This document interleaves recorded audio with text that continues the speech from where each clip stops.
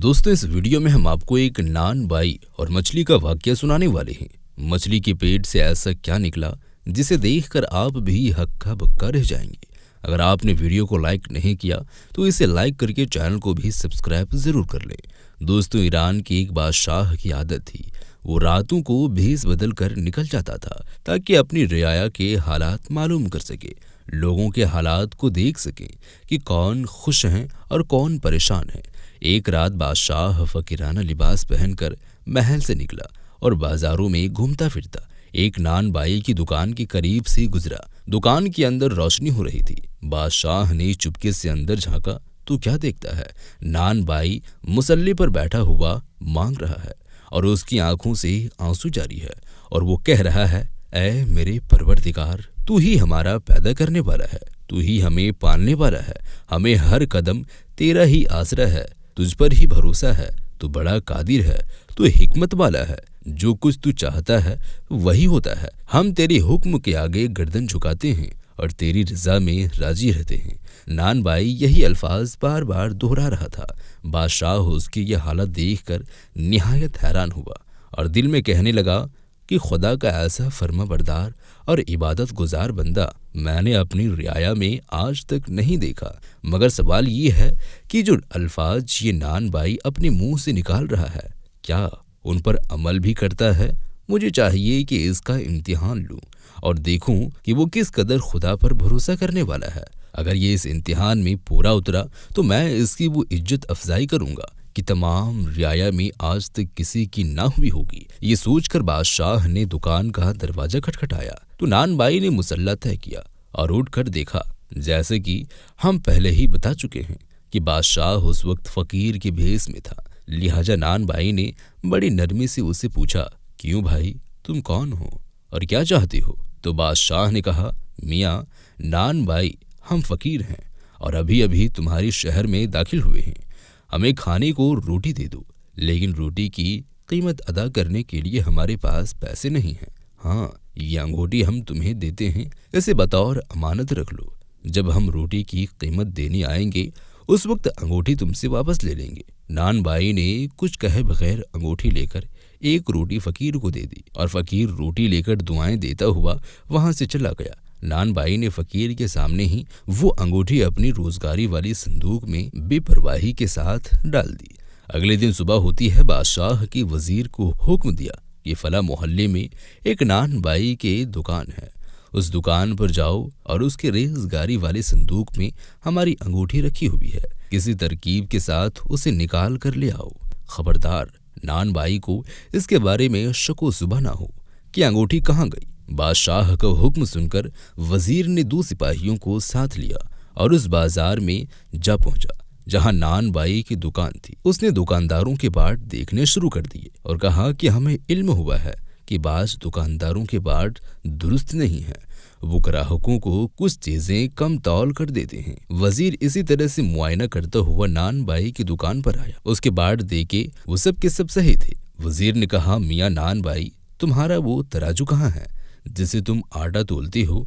तो वो नान बाई ने जवाब दिया, वो तराजू तो दुकान के पिछले हिस्से में रखे हुए हैं, मैं अभी हाजिर करता हूँ। ये कहकर जैसे ही नान बाई दुकान के पिछले हिस्से में गया तो वजीर ने फुर्ती से नान बाई का रोजगारी वाला संदूक खोल कर बादशाह की अंगूठी उसमें से निकाल ली और अपनी जेब में रख ली। इतने में नान बाई वो तराजू लेकर आया। वजीर ने यूं ही सरसरी तौर पर तराजू को देखा, भाला और ये कहकर अगली दुकान पर चला गया, तुम्हारे सब बाट और तराजू बिल्कुल ठीक ठाक हैं। फिर वजीर ने बादशाह को अंगूठी ले जाकर दे दी। बादशाह ने अंगूठी अपनी उंगली में पहन ली। फिर एक गुलाम को भेजा कि नान बाई को बुला कर ले आओ।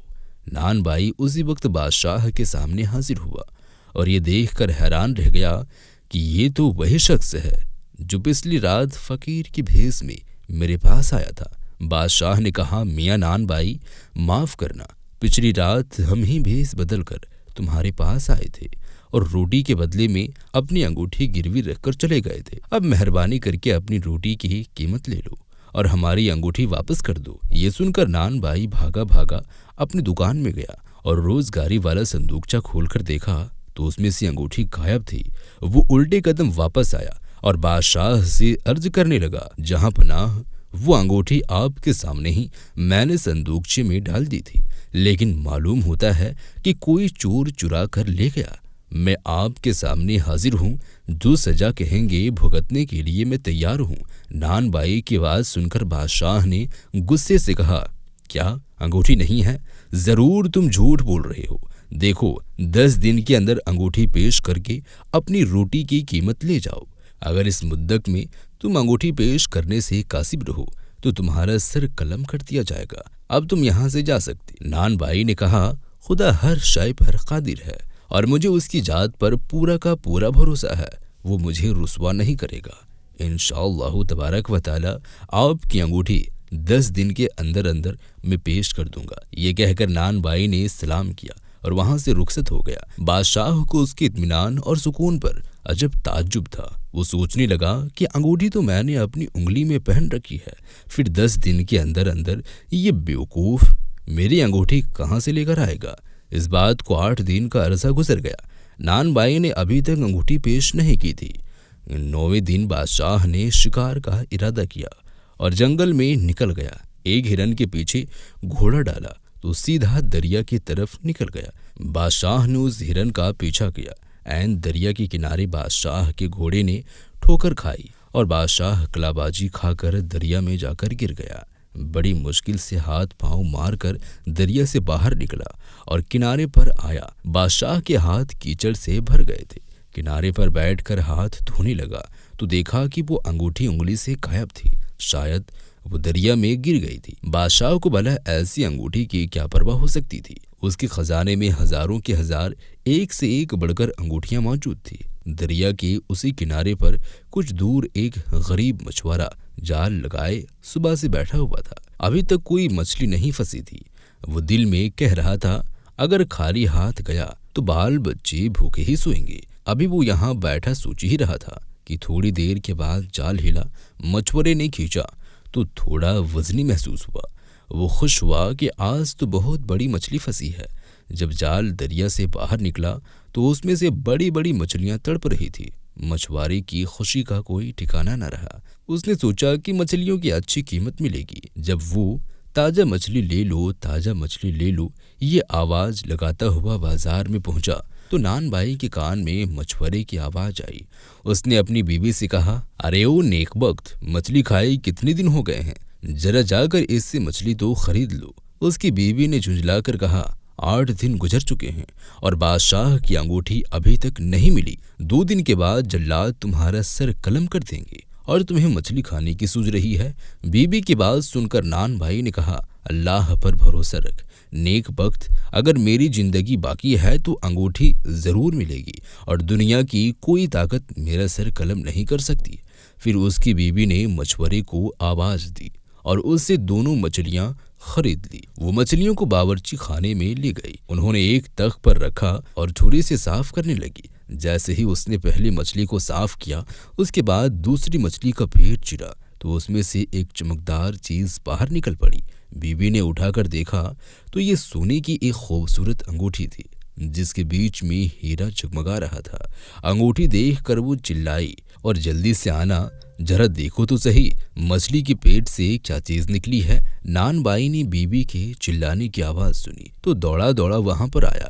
बीवी ने उसे अंगूठी दिखाई तो नान बाई ने उसे पानी से धोकर साफ किया और पहली नजर ही में वो इसे पहचान गया कि ये बादशाह की वही अंगूठी है जो रेजगार के संदूकचे में से गुम हो गई थी।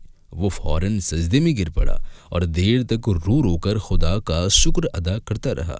फिर नान बाई उसी वक्त शाही महल की तरफ रवाना हुआ और बादशाह को अपनी आमद की इत्तिला कराई। बादशाह ने उसे आने की इजाज़त दे दी। नान बाई बादशाह के सामने जाकर खड़ा हुआ। सलाम करने के बाद हाथ बांध कर अदब से खड़ा हो गया। उसे देखकर बादशाह ने कहा, जो मोहलत हमने तुम्हें दी थी उसके ख़त्म होने में अभी 2 दिन बाकी है।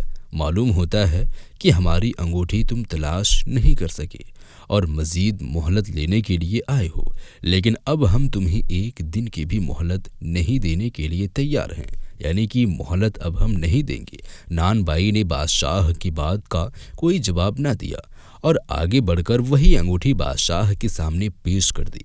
बादशाह ने अंगूठी पर नजर डाली तो हैरत से उछल पड़ा। वो बार बार अंगूठी को उल्टा पुल्टा कर देख रहा था और देखे ही जा रहा था और हैरान होता था, ये वही अंगूठी है जो दरिया में गिरी थी या कोई और है?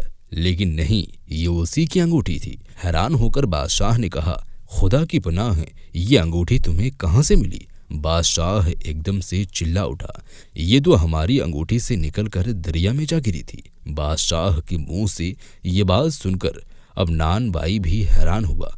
उसने अदब से कहा, मैं समझा नहीं जहाँपनाह, ये आप क्या फरमा रहे हैं?